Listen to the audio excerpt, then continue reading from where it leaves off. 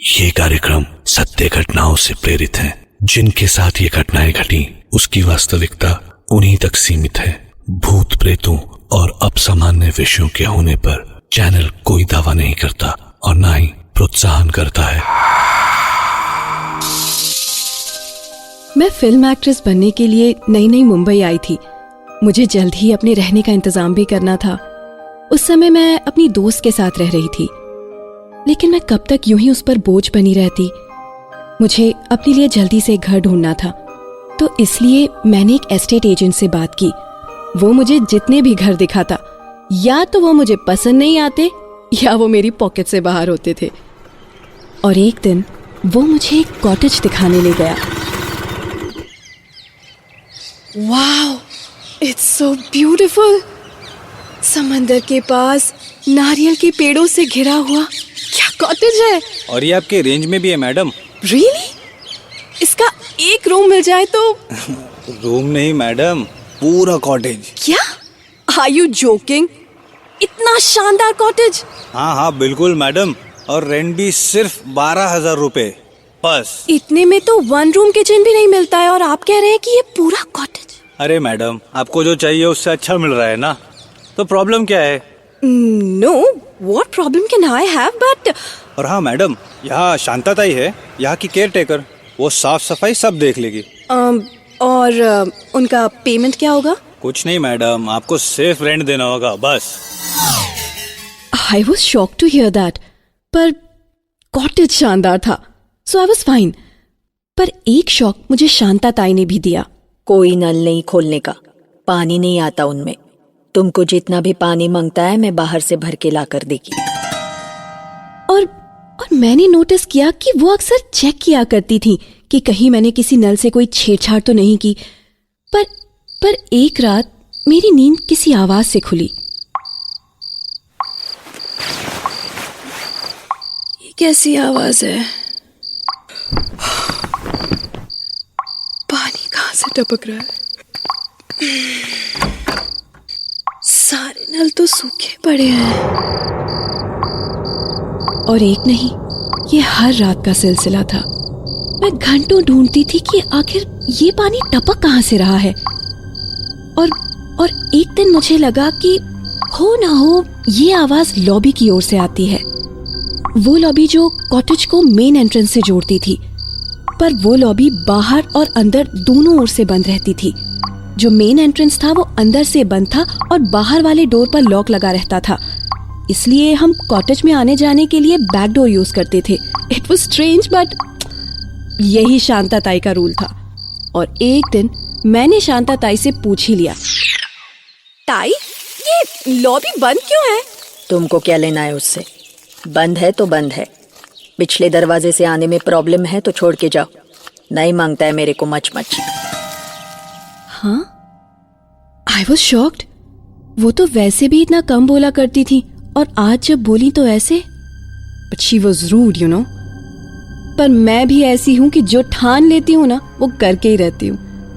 मैंने उसी moment decide कर लिया कि इसके पीछे जो भी रीजन है मैं पता लगा के रहूंगी।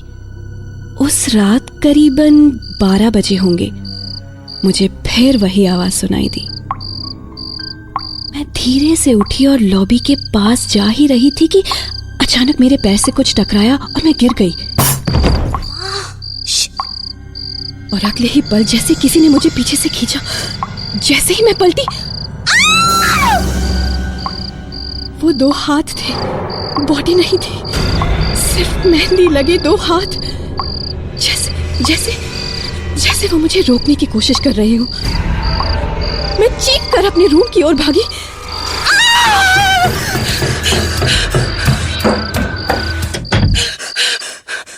अभी मैं डर से उबर ही पाई थी कि लगा जैसे कोई रूम की ओर आ रहा है। मैं बुरी तरह डर गई थी।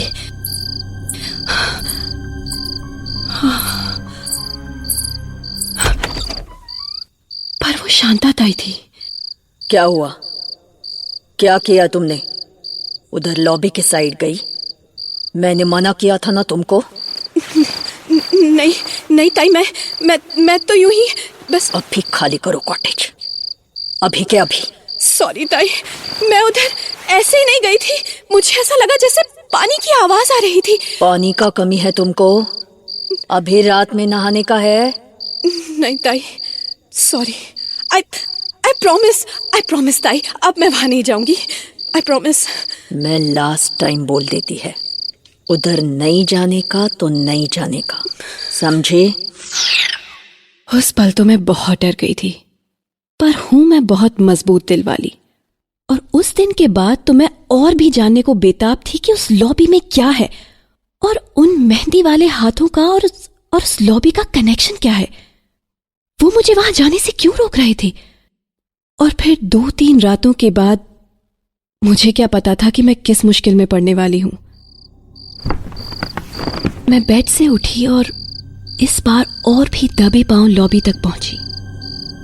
मैं जब भी रात को कभी अपनी रिहर्सल से लेट आया करती थी तो पापा के डर से घर का लॉक अपनी हेयर पिन से खोला करती थी और चुपके से जाकर बेड पर सो जाया करती थी।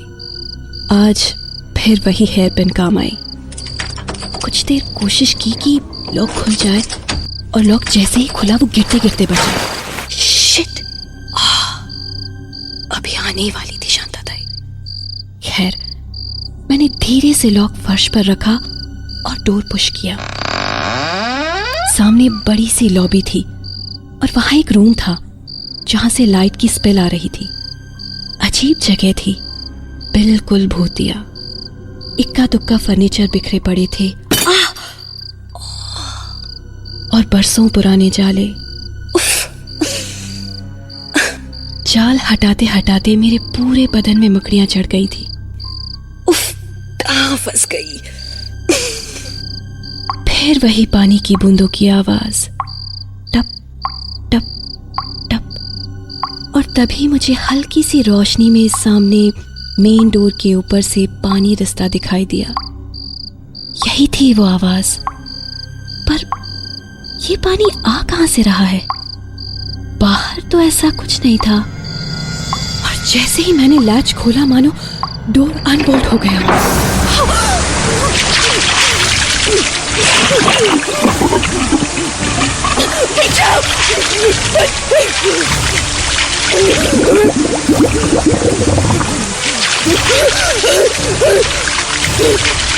मैंने कितनी कोशिश की, पर पानी का ऐसा फोर्स था कि मुझे लगा मैं डूब जाऊंगी। और तभी जाने कहां से वही 2 हाथ आए और उन्होंने मुझे पानी से खींचकर बाहर फेंक दिया। और अगले ही पल मैं लॉन में पड़ी थी। पेट में पानी जाने से मैं बुरी तरह खांस रही थी और सांस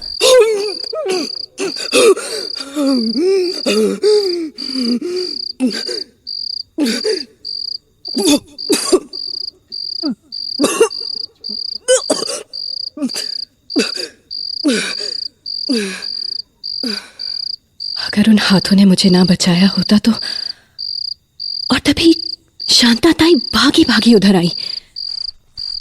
क्या हुआ? क्या हुआ तेरे को? आधी रात को यहाँ? ताई, मैं डूब गई थी ताई। डूब गई थी? वहाँ पानी। कहाँ है पानी? लॉबी में। लॉबी तो बंद है, देखो। और पानी होता तो तेरे कपड़े नहीं भीगते। I was shocked। मेरे कपड़े बिल्कुल सूखे थे, मेन डोर अभी भी बंद था और पानी का तो जैसे नामो निशान ही नहीं था वहां। सपने में चलने की बीमारी है तेरे को? चल चल के सो जा। वो मुझे सहारा देके कमरे तक ले गई और बिस्तर पर लिटा दिया। पर नींद कहाँ आने वाली थी। रात भर मेरी आंखों के सामने वही सीन घूम रहा था। वही लॉबी, वही पानी का सैलाब और वही मेहंदी लगे छोटे छोटे हाथ जिन्होंने मुझे बचाया। फिर अगले दिन बुखार में तप रही थी मैं। जाने कितने दिन वो फीवर उतरा ही नहीं। और जब बुखार उतरा तो सबसे पहले मैं घर से निकलकर गांव वालों के पास गई और जो उन्होंने मुझे बताया, I couldn't believe that।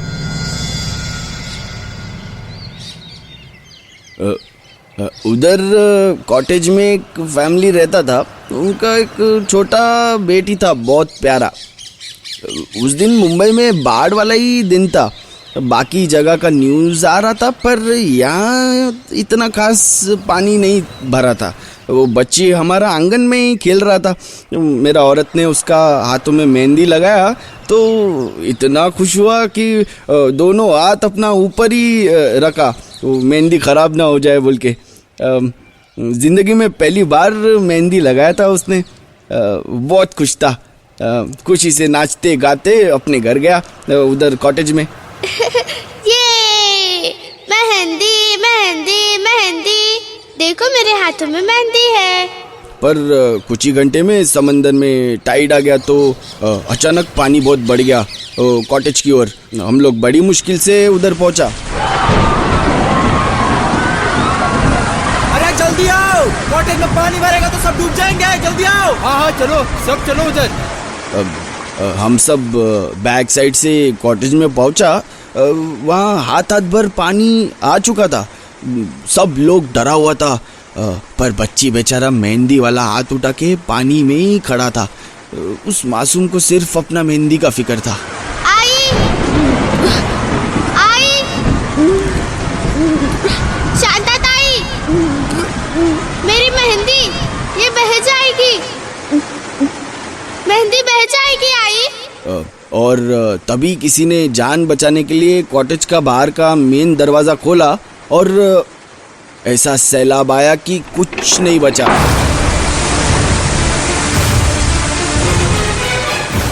हमको बस उस बच्ची का आवाज़ सुनाई दिया और कभी कभी मेहंदी वाला उसका हाथ। शांता ताई, शांता ताई, शांता ताई, सारिका।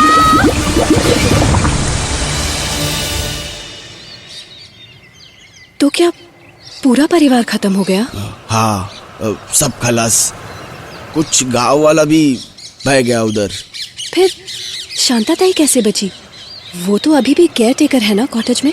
कुछ पता नहीं कैसे बचा या बचा भी या क्या मतलब? कुछ गांव वाला देखा बोलता है वो शांता का बॉडी बहते हुआ कचरे के साथ।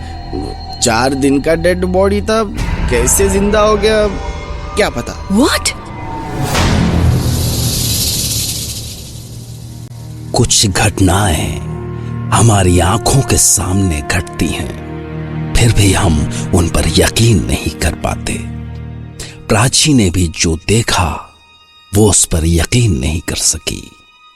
अगर मेहंदी लगे हाथों वाली बच्ची एक रूह थी तो कॉटेज की केयर टेकर शांता क्या थी? गांव वालों ने तो उसे कुछ साल पहले आए बाढ़ में बहते हुए देखा था और प्राची ने अपने साथ रहते हुए एक बिल्कुल जीते जागते इंसान की तरह। और वो एस्टेट एजेंट जो प्राची को उस कॉटेज में लाया था, उसका प्राची को वहां लाने का मकसद क्या था? सोचिए, मैं भी तैयार रहूंगा आपके लिए एक नई घटना लेकर।